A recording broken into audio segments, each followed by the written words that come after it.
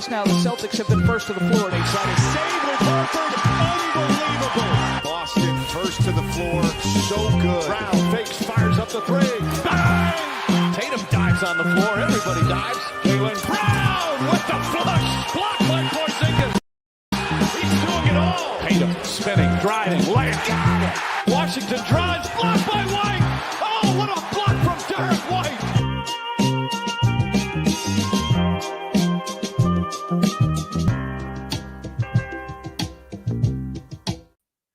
Wayne Spooney here, First to the Floor podcast. Day 3 of NBA free agency is in the books, and massive deals going to Spencer Dinwiddie, Dante Exum, and DeAndre Ayton. Just like league-changing stuff. I'm here with Jake Eisenberg. Jake, how's it going, buddy? Doing good, man. Yeah, I can't sleep knowing that now I can sleep knowing that DeAndre Ayton and Jackson Ayton Hayes, watch is over. Ayton watch is over. We didn't have to kidnap DeAndre Ayton like we had to kidnap DeAndre Jordan. Not to be mistaken with the actual good center that was mythologized in Free Agency Hall of Fame many years ago. But yeah, man, it's Dame Lillard time. That's the point of the offseason that we're in right now. Yeah, I will say 3 weeks ago, I never expected to be here. Obviously, the Bucks, if you're just waking up from a coma that began a week ago, the Bucks waived and stretched Damian Lillard. It's the highest contract amount that's been stretched by like 30 or 40 million dollars, I think Vicini said on his podcast. So totally, utterly unprecedented amount of money. They're going to have 22 million of dead cap on their sheet for the next 5 years, I believe. So pretty wild. But what that means is Dame Lillard is a free agent, and the apron rules where you cannot sign, you can't sign guys who've been bought out over the mid-level. Mid-level, that's right. Doesn't matter in the offseason. So I'm not even sure if it applies to waivers. It may just be buyouts, but regardless, doesn't apply in the offseason. We can sign Dame Lillard, and Adam Himmelsbach reported that there is apparently mutual interest between Damian Lillard and the Boston Celtics. Jake, where are you on this one, brother? So Himmelsbach knows, like, if anyone of all the reporters, like, he is the guy that if he put something out there like that, it's not made up. Like, right before the 2024 season, like an identical report or, paragraph in one of his stories about the mutual interest between Drew Holiday and the Boston Celtics was a thing that he wrote. Now, just because there's mutual interest between Dame Lillard and the Boston Celtics doesn't mean there's not mutual interest between Dame Lillard and Portland or Dame Lillard and Golden State or LA or Miami, as there was a couple of years ago. John Tucker must golf. I'm not sure Dame can pass his physical as it stands right now. I'm assuming he would fail it. But I don't know, Spoony. I'm having a tough time seeing the downside of bringing in Lillard at this age. Like, we brought in Josh Minott, right? And I'm excited about 22-year-old Josh Minott and the upside of bringing him in. But who really has more upside? 22, 23, 24-year-old Josh Minott or Damian Lillard at 35 years old coming off an Achilles at $5 million? It's probably still Dame Lillard. I don't know, man. Like, I just think, like, to me, I'm out. I'm totally out on this. Wow. I'm completely out. He's going to be 35 next week or in a week and a half. So he'll be 36 years old before he can play again, coming off an Achilles tear as a small guard who couldn't play defense before the Achilles. And like, I just don't think he's going to be an NBA player anymore when he comes back. So I would much rather use that. Like, really the sunk cost, or rather the opportunity cost, I should say, is a roster spot, right? Because he's probably going to take the minimum because he's getting $50 million from Milwaukee. So what does he care? So the question becomes like, another guy like Minott who maybe has some upside untapped that could be part of your future long term and you could get for cheap money, probably is more likely to just be cut in a year or two, or Dame Lillard, who I think is also extremely likely to be cut in a year or two. And like, I don't know, what are we going to give him the ball and like here run the offense, Dame? Is he going to be an off-ball shooter who gets murdered on defense? I just like, it feels like I get it. I get the argument, but to me, it just seems like it's almost pointless in a way. I hear what you're saying. The 35-year-old small guard coming off an Achilles tear, not the most impactful archetype of player in the year 2026, most likely. But I don't know, man. If it's on a veteran's minimum, all he has to do is stand there and creates insane spacing and opens up driving lanes for Jalen, Jayson, Derek White. And like how many swings at the end of the roster can you really actually take? Right? It's like you've got Walsh, you've got Shyman, you've got Ugo, you've got Josh Minott, you've got WV legend, whoever, I forget his name off the top of my head. Jalen Bridges, my guy. There's so many guys, like there's only so many minutes for them. And RJ's in the chat, keep JD Davidson, let someone else waste their time on Dame Lillard. I'm pretty confident that 36-year-old Dame Lillard off an Achilles tear is going to be a better NBA player than JD Davidson. Not a believer. I think the upside of the modern day medicine recovery in an Achilles, and if he's like 80% of the dude that he was in Milwaukee, not even Portland Dame, he's still a good, really, really good bench guard that can run pick and roll and space the court. I think the upside for Dame is still super high. He's one of the greatest shooters of all time and was that guy last season. Like, that's a skill that's not going to go away. I've seen people compare it to Kemba Walker. The difference is you're not paying Dame Lillard a max contract like you paid to Kemba Walker. You're paying him $5 million, whatever the non-taxpayer mid-level exception is. You get the good vibe story of Jayson Tatum and Dame Lillard having a rehab off. And low-key, he takes up a roster spot, which makes your team worse, which is, even if it's 2% worse for next season, I'm all about it. That's fair. I mean, next season, the vision is clear. He helps us be worse. Yes. And he does it. But I think the year after that, right? Like, there's not a lot of playing time for all these young dudes we're trying to sort out. I'm not sure I want Dame soaking up 20 minutes of that playing time, especially in a bench role. And especially when I think we know for a fact he's not going to be able to play in the playoffs. Like, do we think 36-year-old Dame Lillard coming off an Achilles is going to be able to like play 20 minutes in the playoffs? I just think there's zero chance of that happening. I'd rather see if Josh Minott maybe can be a playoff guy and play 15 minutes a night. Like, I know it's ridiculous, but like, I just think Kemba, we were paying Kemba a lot. You know, we bought him out.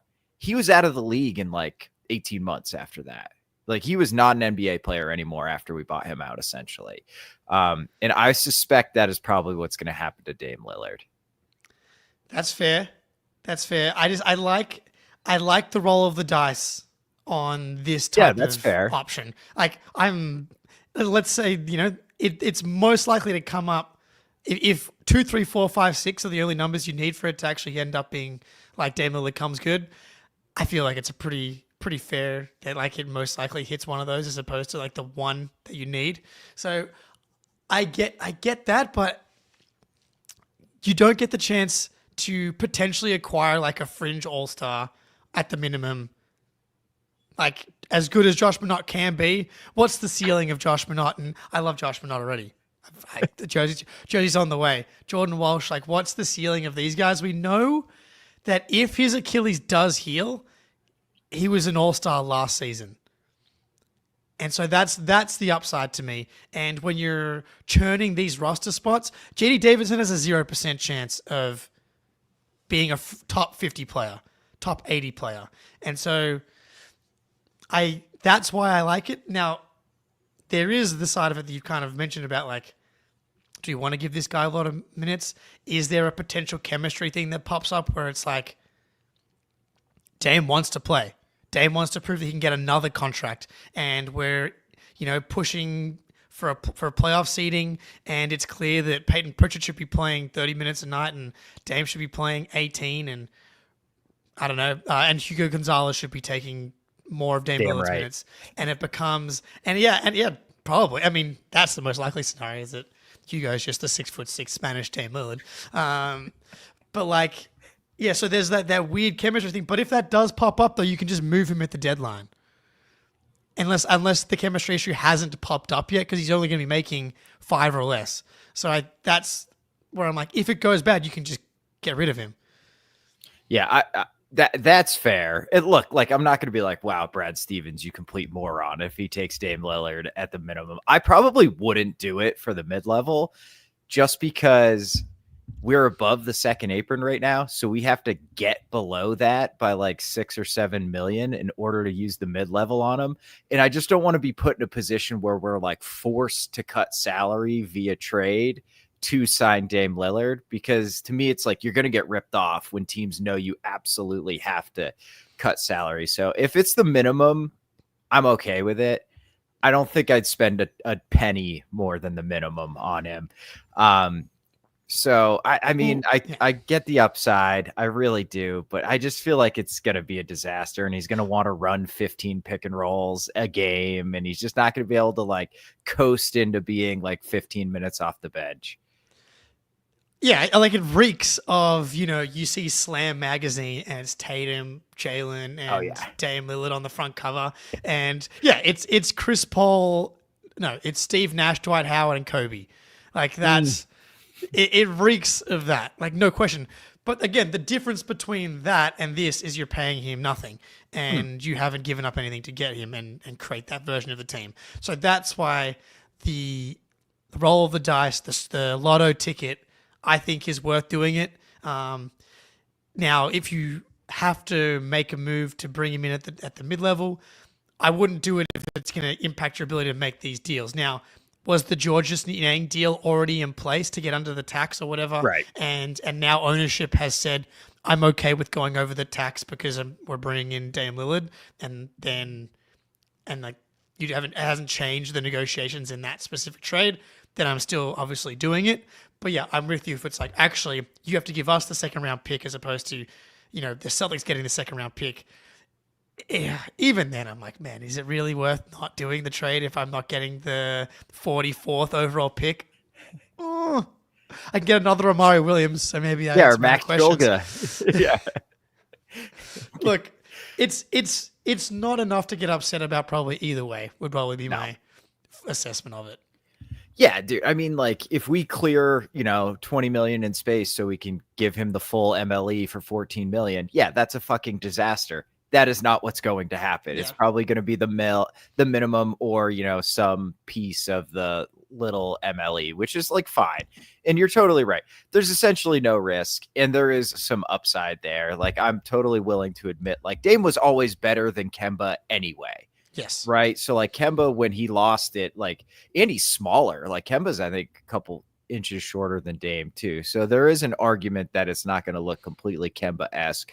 And Kemba, great shooter. He's not Dame Lillard, shooting wise. So I get it. I see it. I just like, part of me's like, let's just move on and like, just pick lottery tickets, diamonds in the rough, see if you can just find some guys who can be like on this team for 4 years at the minimum, or at really cheap salary, because that's like the only way we're really going to be able to put a team around these guys. But because like Dame, it's 1 year probably is what you're getting out of him, Yeah, for better or worse. It's either 1 year and that's it for his NBA career, or it's 1 year and it goes well and he's moving on to another team because he's able to get another contract. But again, I'm like, maybe that's worth it.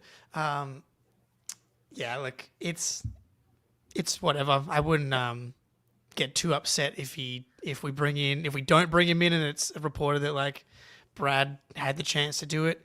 And like if another team brought in Dame Lillard, I'd be like, well, it does nothing. It wouldn't move me at all because I'm like, if we Right. play them in the playoffs, he's probably going to be a negative. I think like his value probably would just be like helping us get regular season wins, and he's probably not going to be part of unless he gets. I don't know. Because I've drunk the Kool-Aid on the 2025 Achilles advancements in sports medicine. So I'm like, I don't know. He could be better. Could be better than before the Achilles tear. Like robotically enhanced. Yeah, exactly. Yeah. I mean, one thing I will say is that if we do sign him, I will talk myself into it in about 30 seconds. So I've got that going for me. Yep. We're going to talk a little free agency. Do you have Prize Picks loaded up, Jake? We might as well hit that up. Let me cue up the B reel for you. Oh yeah. Prize Picks time, baby. Off season fully in swing as we just did 14 minutes on Damian Lillard probably not coming to Boston. The Red Sox are stinking it up. Baylor Scheinman's going to be playing basketball soon, though. Summer League is right around the corner. Dylan Harper and the Spurs, I'm excited for that game Saturday. We got Summer League plus Prize Picks. That's living, baby. I'm going to be loading up Dylan Harper more on points.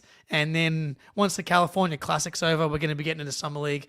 We're going to be going more on Hugo Gonzalez, chase down blocks. We're going to be going more on Young Hansen assists, most likely. It's going to be awesome. Download the app today. Use code CLNS to get $50 instantly after you play your first $5 lineup. Download the app today and use code CLNS to get $50 instantly after you play your first $5 lineup. Prize Picks. Run your game. Prize Picks, a Summer League Prize Picks. Let's go. Just making an incredible viewing experience. I would say, man, like I think Derek Queen is going to destroy Summer League. So some mores on Derek Queen, points, rebounds, assists. This guy.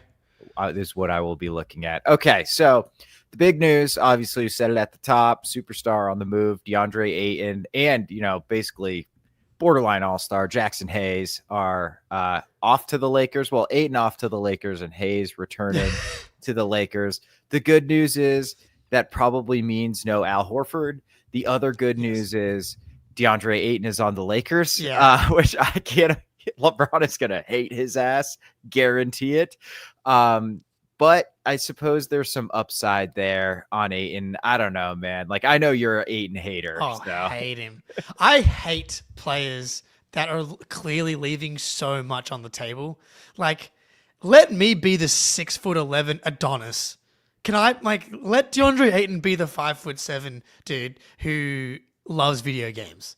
Like, that's his true passion. I saw a video yesterday of, it's because someone was like, has DeAndre Ayton ever actually gotten upset about losing before? And someone uploaded a video of him. Call of Duty. Yeah, playing video games in college at Arizona, and he's like he's like freaking out. He just lost a 2K game to his roommates, I'm guessing, and he threw the controller, and he's like, "This fucking game's trash. 2K18, it's awful." And it's like that. He's never been more emotional than when he's lost a game of fake basketball than when he's lost a game in the NBA. That type of player really, really upsets me. It's like, dude, you've got it made. This is like, and he got the contract. Came out of into the draft saying his goal was to get a second contract. Congratulations to him. He just got bought out of a $35 million last year of his salary to go play for the LA Lakers. I'm not sure who's going to hate him the most. LeBron, Luka, or JJ Redick. I think Redick will.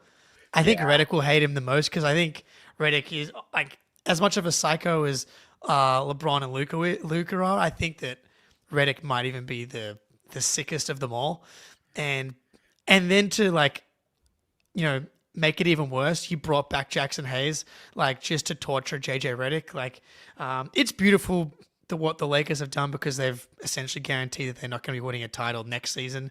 And look, they were limited in what they were able to do. They weren't able to get Luke Cornett. I'm not sure. You want Luke Cornett as your starting center on a contender. I kind of said that I didn't want that for Luke because he'd be getting death threats by Christmas. And I think now DeAndre Ayton's going to be the one getting death threats by Christmas. But chef's kiss, no notes, LA Lakers. Yeah, man. Ayton, horrible screen setter.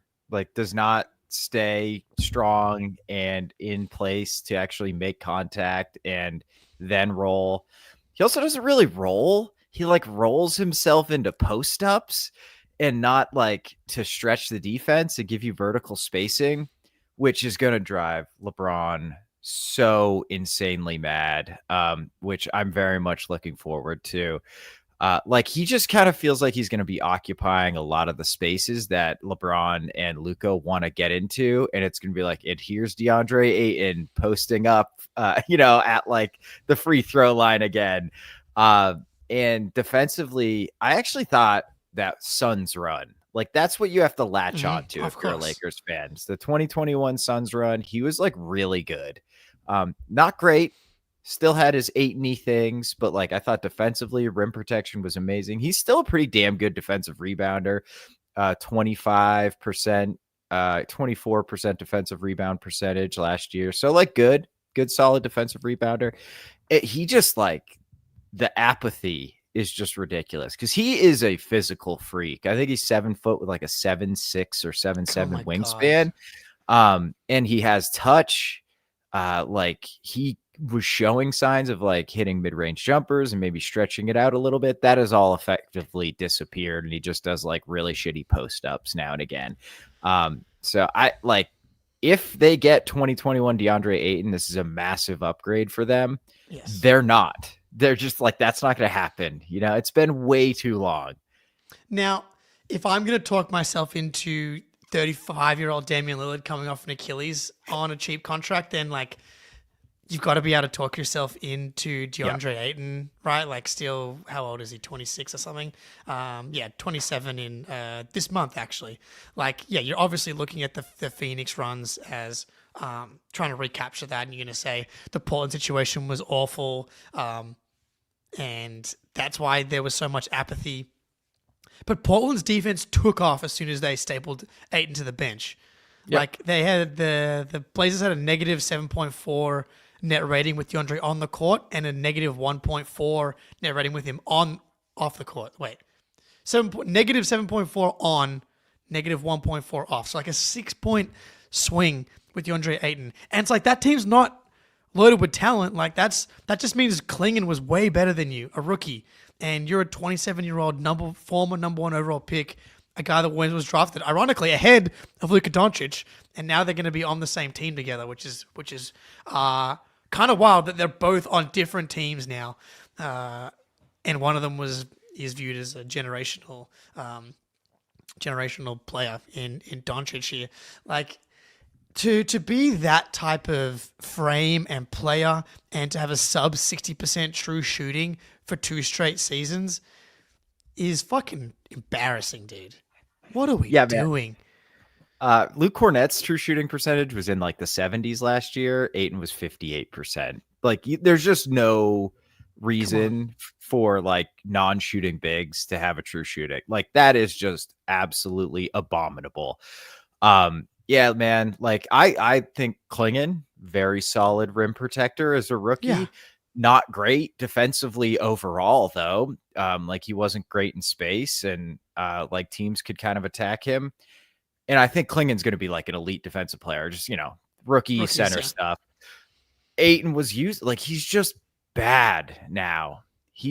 And it's not like 2021 happened and then he went to Portland the year he was on Phoenix for 2 more years after that, and they basically imploded in part due to him. So if I was a Lakers fan, like you said, I'd be talking myself into it. But I don't know, man. Like it just feels like we might be getting they're gonna like cut him, like I think it's fully guaranteed to. So like they'll waive his ass or something by halfway through the season, or he's just stapled to the bench again and Jackson Hayes is starting. Yeah, like I would almost be able to talk myself into it more if it was a 1-year deal. Like it's not a contract year yet. I could almost see him being better the following season because he's like, I can't get that much of a raise because I've already got my contract guarantee for the next season. I got a next season. That's the year where I've actually got to try because I just got because he's getting paid the full $35 million this season. So like, if we know anything about this guy, the motivation's not going to be there. The motivation's going to be there next year when he's like, oh, okay, the gravy train's coming to an end here. I've actually got to grab some rebounds. I know he's got good hands and good touch. Like one of the easiest jobs in the NBA is honestly playing big man for the Lakers because you're just gonna like play pick and roll with Luka and LeBron, just catch lobs, and so he can do that. And as bad as Jackson Hayes is, he's able to be regular season effective at least when he's playing with Luka and playing with LeBron in those pick and rolls. So I could see him in the regular season being like fine and having some, especially early in the season, I kind of see him coming out and playing well. But whether it's Christmas, it will definitely happen once they get to the playoffs. If they make the playoffs, death threats, guaranteed death threats. There's people posting videos yesterday of him like trying to, he looks like Cat out there, like trying to like maneuver around pick and rolls. And it's just because your brain starts to just be worn down in certain patterns. It's like trying to create a new habit or break bad habits. If you've been doing something for so long, it's hard to just rewire your brain. Like PJ Washington was able to do it going from Charlotte to Dallas, right? To an extent, right? It's like, can he play defense? Yeah, he actually can. Once you get him out of Charlotte and into Dallas.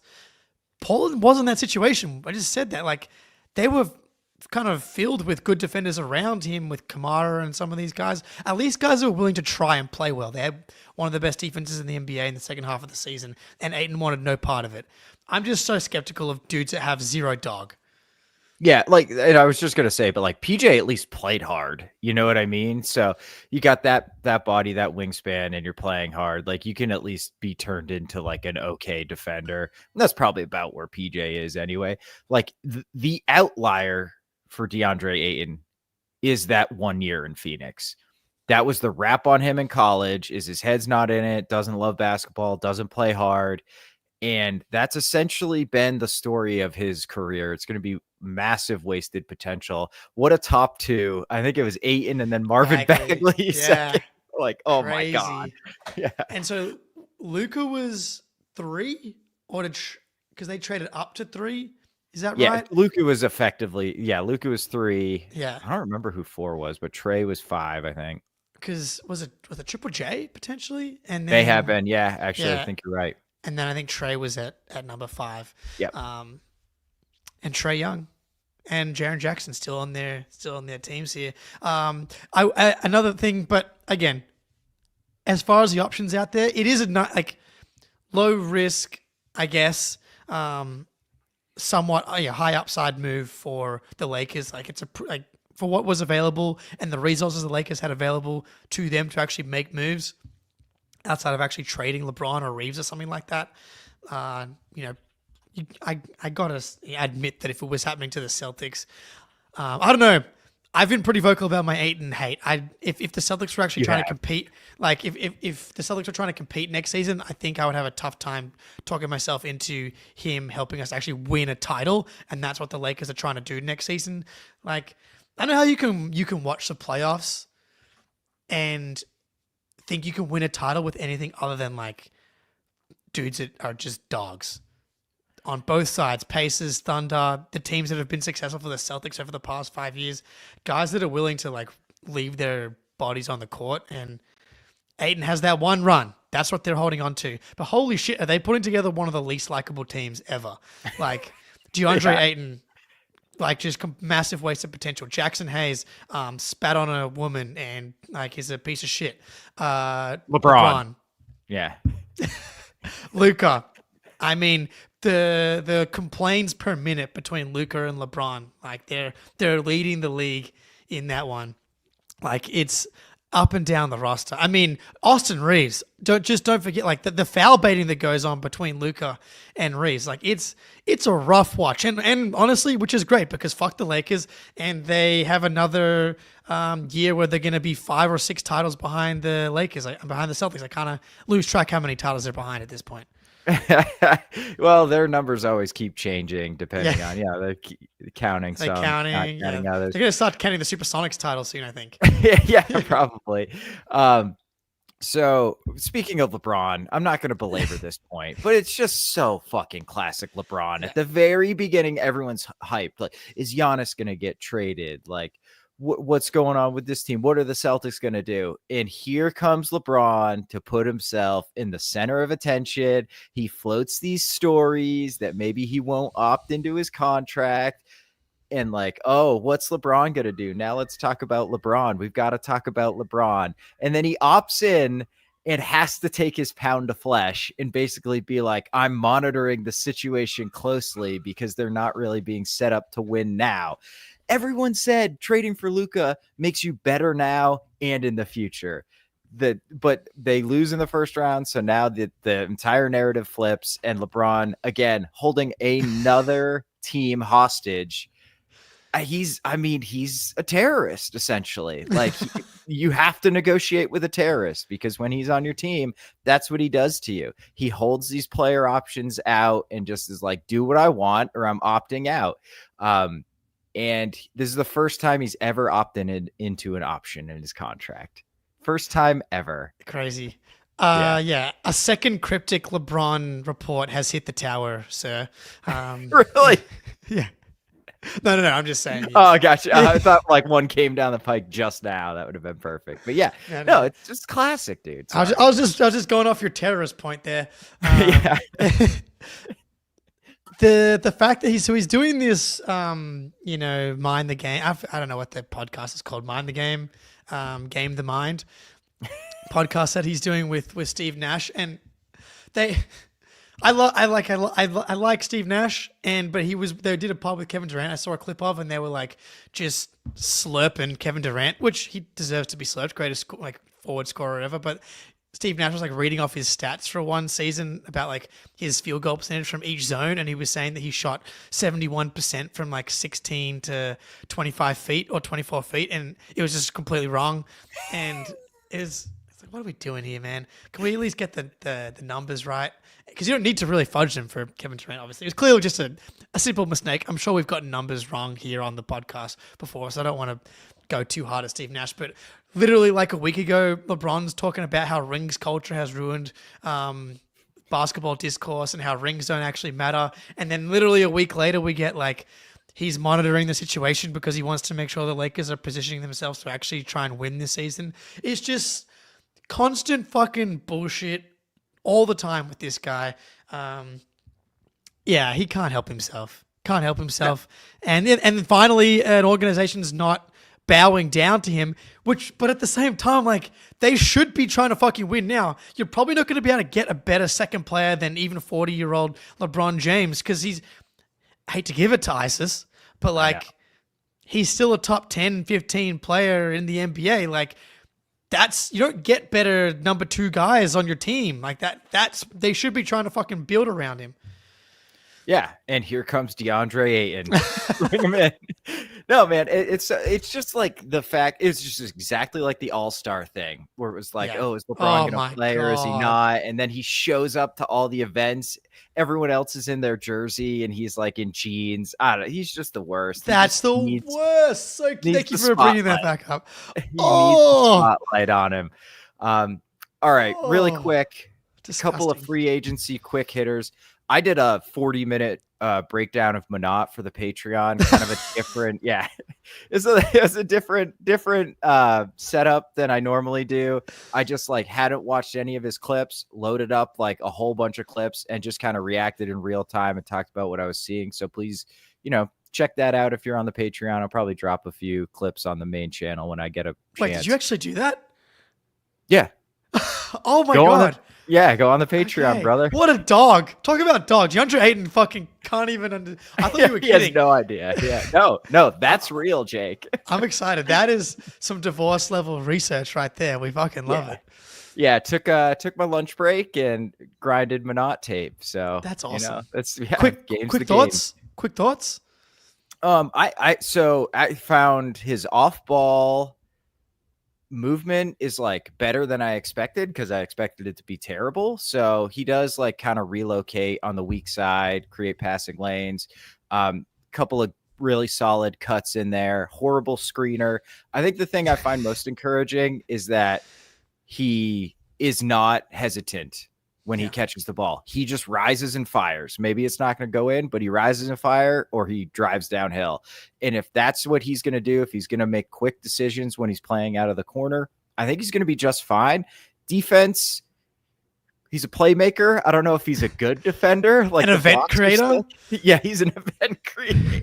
How did that just pop up Party all of a sudden, by planner? the way? Yeah, like have you seen this now? Oh, Blocks yeah, and I saw it. steals. Blocks and steals are now event creation. Deflections are deflections. Event creation to the vernacular. What are we doing, man? I love it. I love it. I love it. Derek White, elite event creator defensively. He's the party planner, baby. Oh, Him man. and Drew should have been the party planning committee, but it would have been great. That would have been perfect. Anyway, Yabu to the Knicks kind of sucks, right? Yeah, that sucks. So it sucks. I hate seeing because he's good, and I thought that like getting him on was like $6 million, I think, across 2 years, something like that. Because they just need good players. Like they were running a 7-man rotation. Landry Shamet was able to give them solid minutes in the playoffs. What I will say though is, as far as like their playoff ceiling, he kind of just adds to the problem they kind of got as far as like, because he's not a good defender, and if you want to play, you can play him at small ball 5. You can play him with Mitch. Essentially, it's just like cat light a little bit, right? Offensively, like shoots threes, probably better in the open court and stuff like that. Like a little more. I don't know. Cat's fucking just a great offensive player. So Yeah, man. yeah, like as much as we don't like Cat, that's just a fact. So good signing, but I'm not sure it solves their biggest problem is Brunson and Cat being defensive liabilities and being unable to play them together. So if you add Yabusele to that mix, you don't want to play him with Cat, you don't want to play him with Brunson. Like when those two guys are going to be playing big minutes, I don't see how it really elevates the playoff ceiling, but regular season matters, and having a dude that you can throw in when Cat gets into foul trouble in the playoffs and in the regular season, like objectively a good signing, which is annoying. Yeah. And for the small MLE, like I think that's a really good deal for them, unfortunately. I don't think I'll be interested to see how much he plays with Cat, because those minutes are going to be fascinating, because I feel like the offense will be ridiculous and it will be a layup line on the other end. Speaking of the Knicks, though, before you, Yeah, unless you want, I please. was going to say Mike Brown. Yeah, Mike Brown. What do you think? I mean, he's a solid coach, but inspiring. I think because unless you're going to move Cat or Brunson, or Bridges or Anunoby or Hart, like your other thing that you can do is change your coach, right? Unless you're going to make roster changes, it doesn't seem like they wanted to do that. The coach is the thing you can do. I'm someone who's been like, coaches matter to an extent, but Mike Brown and Tibbs to me are in the same tier of coach. What I can get on board with, I guess, if from a Knicks perspective, is that he was very creative and ran like really good offenses in Sacramento. So, and he was able to maximize those teams offensively, but he just got fired for like not playing Keon Ellis. So it was like a similar problem that the Knicks were having as far as yelling at the coach for not making obvious lineup decisions. So I don't know. I don't see that the Mike Brown being a huge upgrade over Tibbs.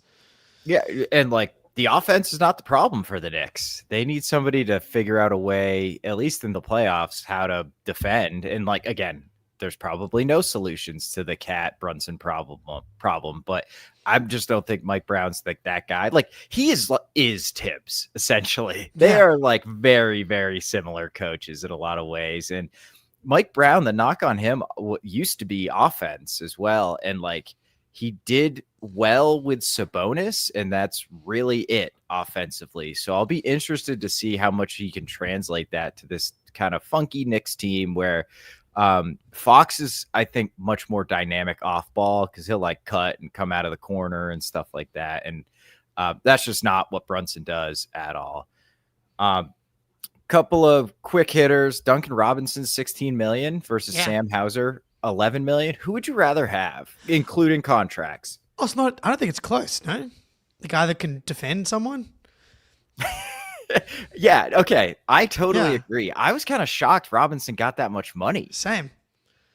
Well, yeah. Firstly, I was surprised he turned down the 20 million, but then it turns out it was like a non-guarantee. Yeah, I thought that the Pistons overpaid. Like who was giving Duncan Robinson 16 mil? Was it a sign and trade? Is that why it had to be a certain way potentially? Because Fontecchio came back to Miami, so I wonder if there was a reason it had to be a certain number. That would be something that because I know Fontecchio only makes 8 though, so I'm not sure if that I know it was a sign and trade, but I'm not sure if that meant that he had to make a certain number. I don't know. There's some funky. It has to be at least a 2+1 deal. I know that. I don't know if there's like it can't be like lower than your old contract, or can only be so much lower. I'm just not sure what those rules are. Just like seeing some other players get squeezed around the league, I'm surprised that he was able to get 16 million. I'm like, no one else was really able to pay him that unless the Nets came in, who still have cap space, and decided to pay Duncan Robinson, which wouldn't have made much sense. Yeah, I think Hauser for $5 million less is a no-brainer. As the better, like Robinson's got a little more. At least he's been given the opportunity to do more offensively in like the handoff game with Bam and getting into some pick and roll stuff. I'm kind of a believer in Hauser's upside to do more with the ball in his hands. So I'm really, really hoping that we don't move him, because I want to see Hauser with the opportunity to do some of that stuff. But to this point, Duncan Robinson has shown more with the ball in his hands. But defensively and rebounding wise, I think it's very clearly Sam Hauser. And then you add on top, he's making $5 million less. No brainer. Yeah, totally agree with the contracts involved. I mean, it's a home run Hauser. I guess you could make the argument on some teams Duncan Robinson makes more sense, but I don't think that that's a very large percentage of teams. Certainly not the Pistons, who want to, be positive and good defensive team. You just add Robinson. Like Beasley was okay defensively for them last year. And like Robinson's just not going to be that guy. Speaking of Malik Beasley, you seen like I feel bad almost, like clearly, because like if it's a good dude's just gambling, that's obviously really dumb, but he clearly got into just some bad financial decision making patterns and was then able to pull himself out of it, and then was like chasing his tail on trying to repay loan sharks, and next thing you know, he's like owing money to his dentist and his agent and like everybody essentially. He's definitely done in the NBA, would be my guess, and probably going to be sharing a cell with Michael Porter Jr.'s brother, which is like, it's kind of gone a little past the funny zone. It's like, it's still like attached to the funny zone, but I'm like, fuck, man, his life is kind of ruined now. Or not kind of. Yeah, totally. I did not know that side of it. Did not know there was like legitimate money issues. It sounds like maybe he's been taken advantage of, or he's like got a gambling addiction, and that's not a joke. It's very serious. So that really sucks. I did not realize there was that to it. Damn. Well, I guess we'll just see how that plays out, man. But I do like what the Pistons have done there. Yeah. No, yeah. I mean, I think they're going to be a pretty damn good team next year. Like they're probably like the 3-4 seed, probably 4. Okay, so here's a question. I asked Ben, if Giannis is the best player in the East, and we're not counting Tatum because he's injured, who's the second best player in the Eastern Conference next season? Halliburton's out. You got, Brunson. So it's Brunson, Donovan Mitchell, yeah. Could it be Cade? Cade's up there, yeah.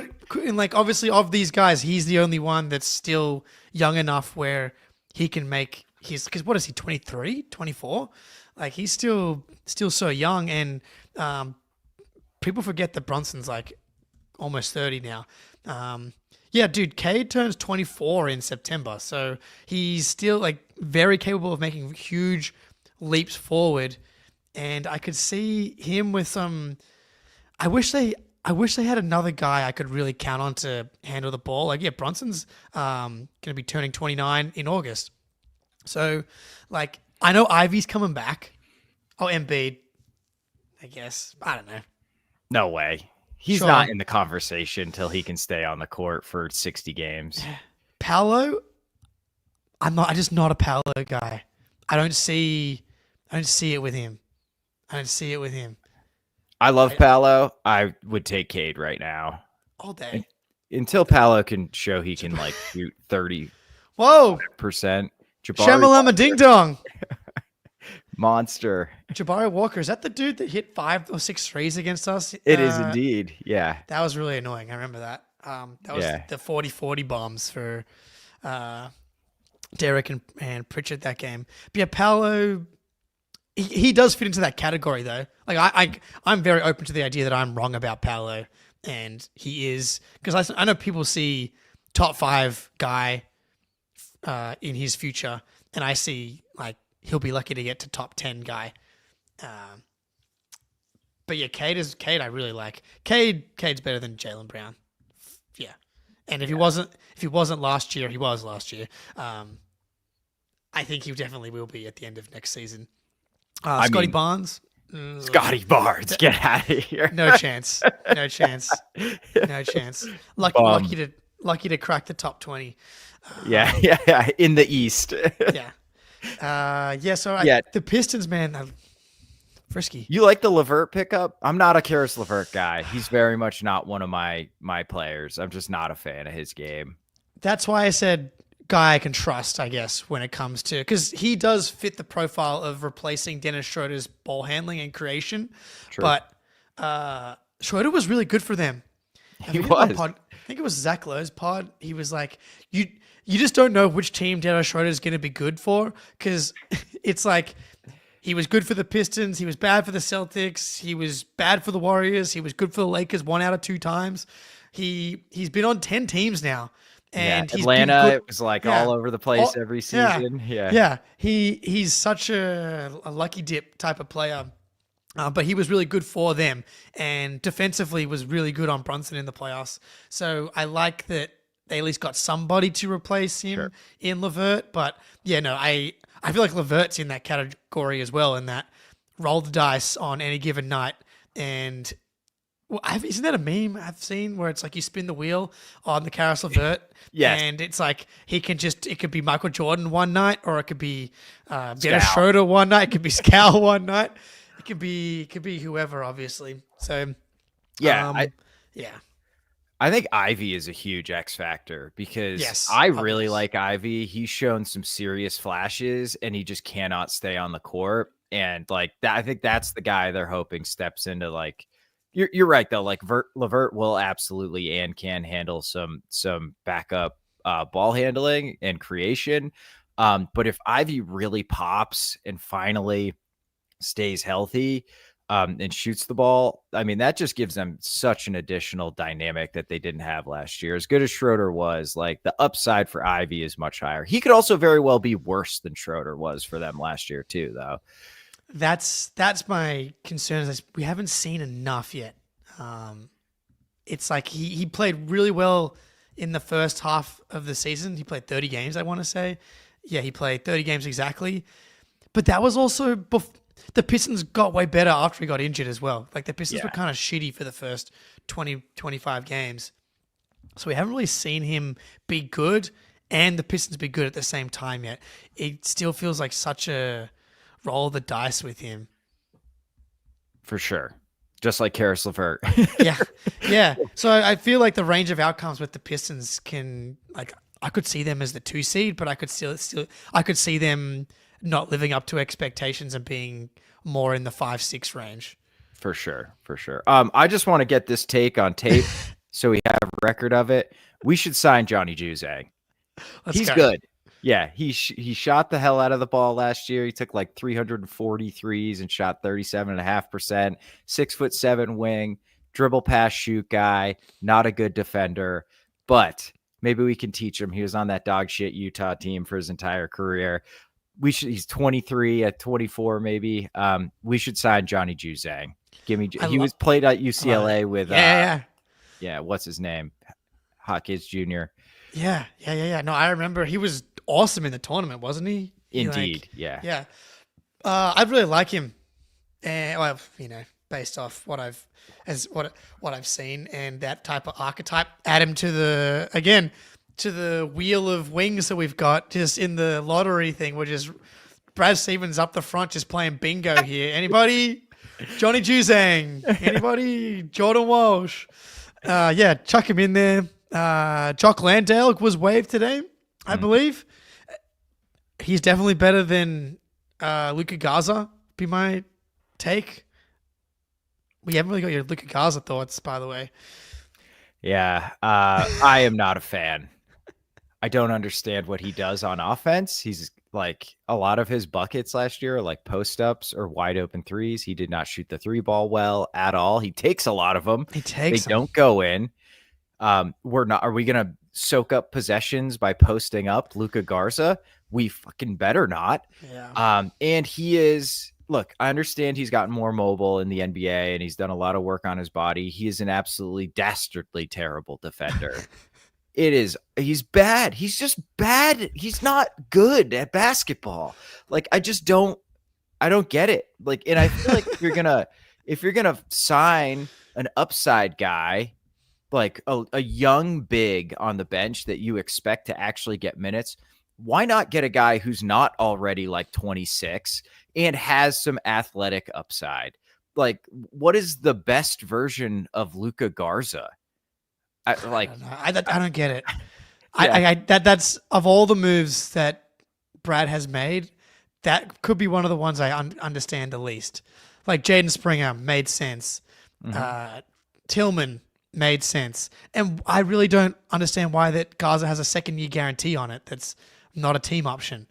That seems just like a bad idea. We're in the same situation right now with Tillman. Yeah. Where nobody wants him, I'm assuming. I tank commander, but why is he signed for 2 years? I do not get it. I don't know. I made the argument that Luke Cornett was almost out of the league. This is like you're just hoping that he has a Luke Cornett type turnaround, but yeah, it's not a big deal. But I don't like it at all, and I don't know why the 2nd year is guaranteed. Yeah, I think the 2nd-year guarantee is like that's the true crime here. Yeah. Like bringing him on for a year, team option on the 2nd year. That's whatever. That's fine. I wouldn't love it. Although there's not any bigs. Like there's just no bigs out there to like take a flyer on. You probably have to start tapping into the G League for that. So, and Garza's ahead of a dude who was only a G League player. So I will give him that. And I can see like the dribble pass shoot potential with him. I think that's it. Yeah. Yeah, I just don't think it's actually going to come to fruition. And then even if that happens, he's so bad defensively. Yeah. Like, what's the point? Yeah. You can't play center. You can't anchor your defense from center. So it's just like, I just do not understand, like, even the best version of him, the reasonable best version of him. Like, I'm not really sure what that looks like and how good it is. And I don't think it's that good. Our big man rotation is horrendous. Yeah, dude. It's crazy. Is Tillman starting? I'm assuming it's Garza. Yeah. Or Cater. Yes. Can Tillman start? Like does his knees work? Is there a team who has a worse big man rotation? We were talking about this in the Discord the other day. Whose big man rotation is worse? Who are you taking, Alex Sarr or Neemias Queta in the year 2025? You really got to ask me if I'm taking my boy Alex Sarr. I mean, it's Alex Sarr easy over any of our centers. Oh, my God. So it's like, okay, the Nets rotation, Claxton and Day'Ron Sharp clear easily. Yeah. What about Charlotte? Because they traded Mark Williams. So they've got to be pretty bad. But they've got Kalkbrenner. Oh, yeah. And they got Diakate. That dude can rebound. Yeah. Pelicans. I don't know. Derek Queen, Zion. Didn't they and Looney would be up best big man. Yeah, Looney would easily start on our team. Are you kidding? So would Derek Queen. Okay. The Jazz, Walker Kessler. Easy. Yeah. Not even close. I think we might have the worst. Yeah, Portland. I'd rather have Klingon. Robert Williams when he's healthy. Diop Wraith, the king. Yeah. Beast. Fuck. I think we might have the worst center. Maybe the Pelicans. Like rookie Derek Queen, Zion. Oh, but they have Missy. Oh, Missy. Yeah, never mind. They got us beat. At least upside and fun. Yeah, Pirtle for the Raptors. Yeah, Raptors with Pirtle. Like, holy shit, that's fucked up, man. Yeah. Oh, Lakers. Magic. Wendell Carter, Goga. Yeah, Wendell and Goga is easy. Yeah, like I would. Goga would be our best center, I think, pretty easily right now, right? Yeah. Is this low key a genius way to tank? You keep your other good players, and then your big man rotation's so bad, and having a big man is so important. Like your whole entire offense and defense revolves around guys being able to set screens and make decisions, and then obviously protect the rim. And you have guys that can't do any of it, basically. I think Kata might be our best big man. Amari Williams. Maybe it is Amari Williams, honestly. If Garza shoots it decently, it's probably him. But good God. Bro. Oh boy. That's probably a good place to leave it.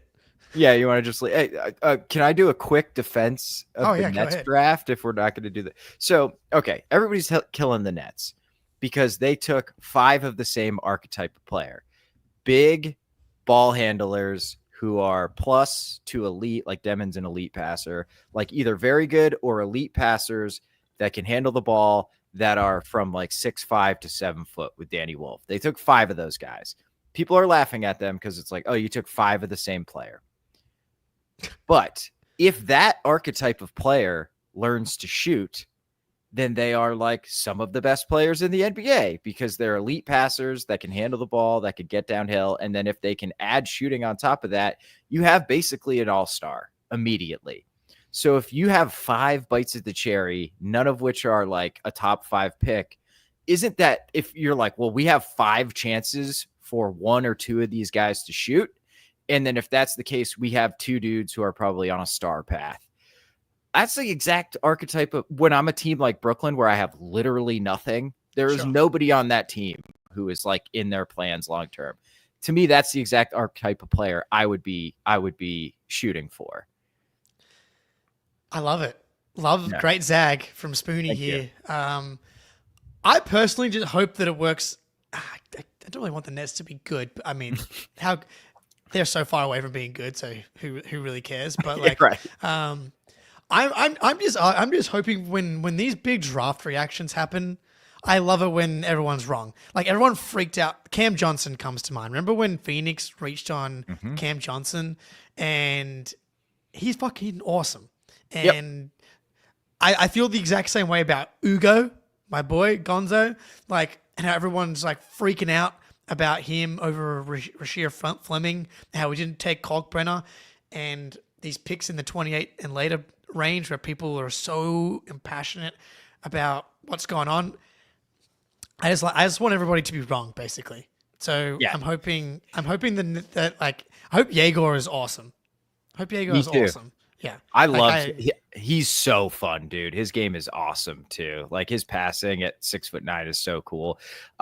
It's the same thing. Remember when we drafted Pritchard? There was a Reddit post that was like the highest upvote of the day. It's like, why did we just draft Maine's starting point guard? Let's go. Let's go, dude. I love that. And like, and then like in that same draft, everybody was like pissed off that we traded away Matisse Thybulle, I want to say, and he can barely stay in the NBA now. And Grant Williams ended up being the better pick. That Pritchard one's so good. I remember everyone being like, I can't believe the Celtics did that. Malachi Flynn. If you're gonna take the small white guy, at least take Malachi Flynn. He's gonna be way better than Pritchard. Oops. Like the intangibles, man. That percentile intangible wise, did you see the Instagram thing of you know Pritchard like flies out D1 guys and like professionals to play 1v1 against in the offseason? Yeah. That dude that's like uploaded videos of him like bleeding, and he's like, Payton Pritchard, you practice different, man. Like guys in the NBA, they work hard. Pritchard is just, and he constantly keeps getting slighted. Traded for another guard and Anthony Simons. Now we got rumblings of Damian Lillard, and it's just more Pritchard villain origin story material. He's just like, oh yeah, you don't think I can be the starter on the team next season? I can't. I really hope. That's probably the piece of the team that I'm most excited for next season, as it stands today, is Peyton Pritchard 30 minutes a night or whatever it looks like and hopefully a starting role. Yeah, man, he deserves to start. Yes. Like, he was awesome last year. He's so good. Like, yeah, we talked about it with the Jays too. It's like, if you can identify these like top 1% workers, they're going to, like, even if like they just turn themselves into a role player, like those dudes are just gonna be NBA players. Because they're just gonna figure it out somehow. And like Pritchard's just so good. That's gonna be really, really fun. Yeah, and like, this season there's no pressure. It's like, let's see what Baylor does, let's see what Walshy does. I think it's actually going to be quite fun. And Pritchard's definitely going to be the top of why. I can't wait to see him take like 3 32-footers a game. It's going to be amazing. Yeah, well, I mean, elite culture and development system, let's see, Brad, because the Pritchard was Danny, Grant Williams, Danny, Rob Williams, Danny, like Cornette was happening. Hauser, I think, is technically assigned to Brad. Yeah. So this is the time. Like Brad, and like I think I said it with Ben. This is the hardest thing to do. Is all the tools you have available to you to add to your roster are the 28th pick as the best asset you've got. That's a tough job. So, but let's see what we can do, whether it's Walsh, Shireman, Ugo. Let's see. It's going to be Ugo, baby. I can feel Let's it do in it. my bones. go. All right. That should probably do it for that one. Jake, pleasure as always. You got anything to plug? You doing any live streams? No, we're just chilling for now. I might do some California classics. I know Spurs are playing the Heat on Saturday, but it's 6:30 a.m. for me, so I don't know. If I'm going to be pulling myself out of bed for the Dylan Harper, Khalil Ware, or who did they draft? The Heat? Oh, my guy, Kasparis, Jacob Jonas. Yeah, Kashonis, yeah. Jacob Jones. Yeah, I mean that's basically it. Yeah, let's see him become an NBA player before I learn his name. Apologies to you, Kasparis. Yeah, I love that. Your like baseline is like, yeah, get some fucking minutes, and then I'll say your name right. As someone that's had their name incorrectly pronounced for like my entire life, it's not a big deal. It's not if people get at all. I think people way oversensitive about people getting their names wrong. Now, if you're a broadcaster on like the Summer League broadcast, maybe don't joke about it like I'm doing. That might be a little bit different, but I wouldn't get too upset if I'm Kasparis.